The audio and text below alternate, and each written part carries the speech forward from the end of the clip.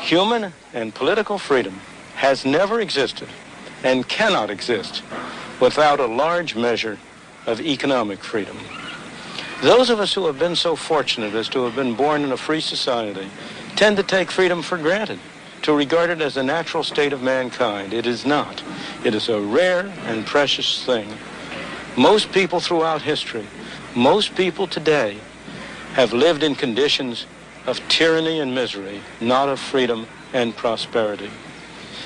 The clearest demonstration of how much people value freedom is the way they vote with their feet when they have no other way to vote.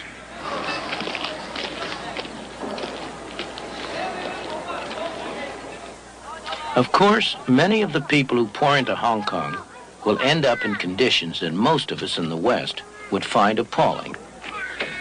Hong Kong is very far from utopia. It has its slums, its crime, its desperately poor people.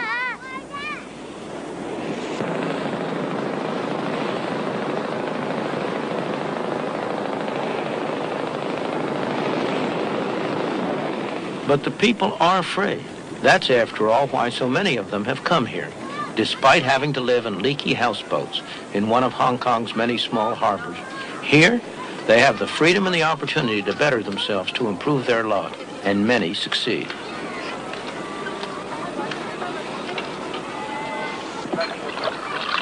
There's appalling poverty in Hong Kong, it's true, but the conditions of the people have been getting better over time. They're far better off now than they were when they first came across the border from China. And that poverty, appalling to us, because we're accustomed to much higher standards of life, is not poverty as viewed by most of the people in the world. It's a poverty to which they would aspire, a state of affairs that they would like to achieve.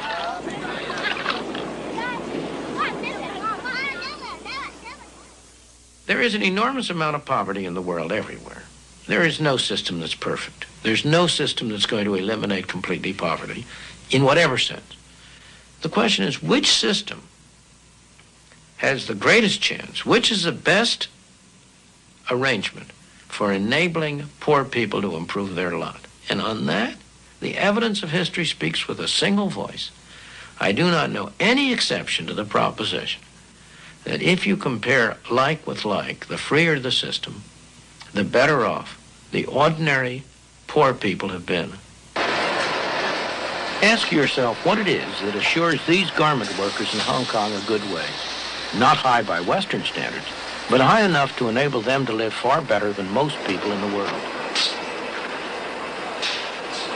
It's not government or trade unions that do it. These workers do well because there's competition for their labor and skills.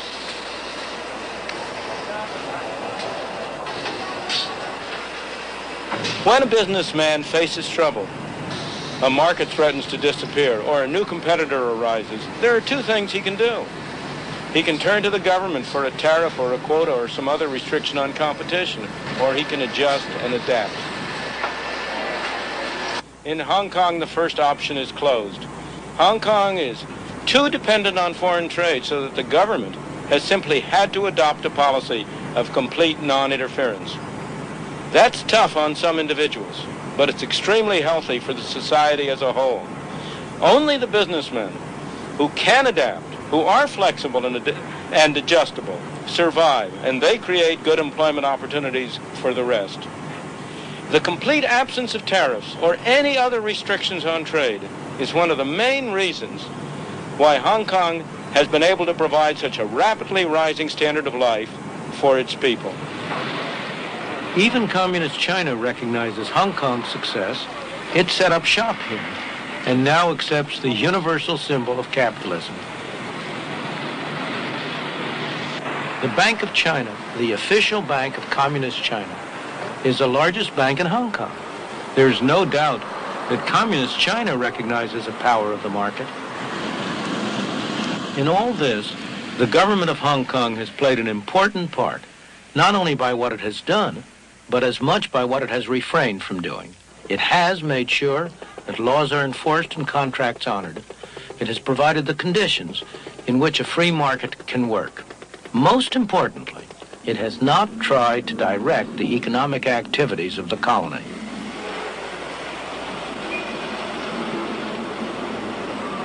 No government official is telling these people what to do. They're free to buy from whom they want, to sell to whom they want, to work for whom they want. Sometimes it looks like chaos, and so it is. But underneath, it's highly organized by the impersonal forces of a free marketplace. Fresh eggs here. Chicken wings, chicken legs. You know these eggs are firm right from the chicken's ass. Me no question. Tell you no lie.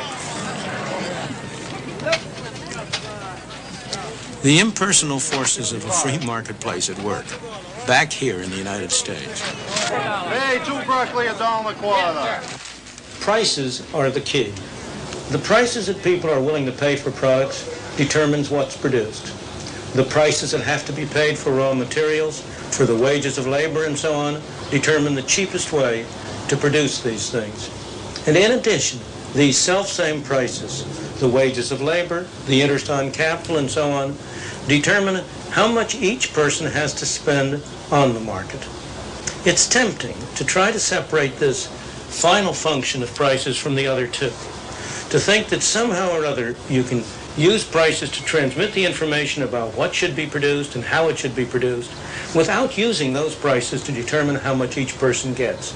Indeed, government activity over the past few decades has been devoted to little else. But that's a very serious mistake.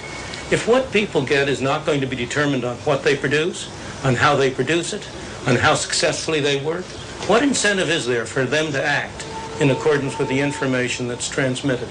There's only one alternative: force. Some people telling other people what to do. We got them, folks. Let's go ahead. We got parsley here, 30 cents. Hey, look at these melons, $2 for Hey, fresh melons, $2 for Hey, 2 broccoli, $1.25. Hey, look at those there again, Charlie. I know, huh? Go ahead, try everything, huh? Nice? Oh, boy, look what I got. Real good tomato. Real nice. Hey, come on, try one of those tomatoes. You don't eat home anymore. Have free lunch over here. You eat for nothing over here. Go ahead, eat. We don't charge you. Have a free lunch. I know, I'm going to. That's right. Free lunch, free lunch. The fundamental principle of a free society is voluntary cooperation. The economic market, buying and selling, is one example, but it's only one example. Voluntary cooperation is far broader than that. To take an example that at first sight seems about as far away as you can get, the language we speak, the words we use, the complex structure of our grammar. No government bureau designed that. It arose out of the voluntary interactions of people seeking to communicate with one another. Or consider some of the great scientific achievements of our time, the discoveries of an Einstein or a Newton, the inventions of a Thomas Alva Edison or an Alexander Graham Bell, or even consider the great charitable activities of a Florence Nightingale or an Andrew Carnegie.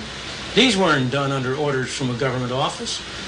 They were done by individuals deeply interested in what they were doing, pursuing their own interests, and cooperating with one another.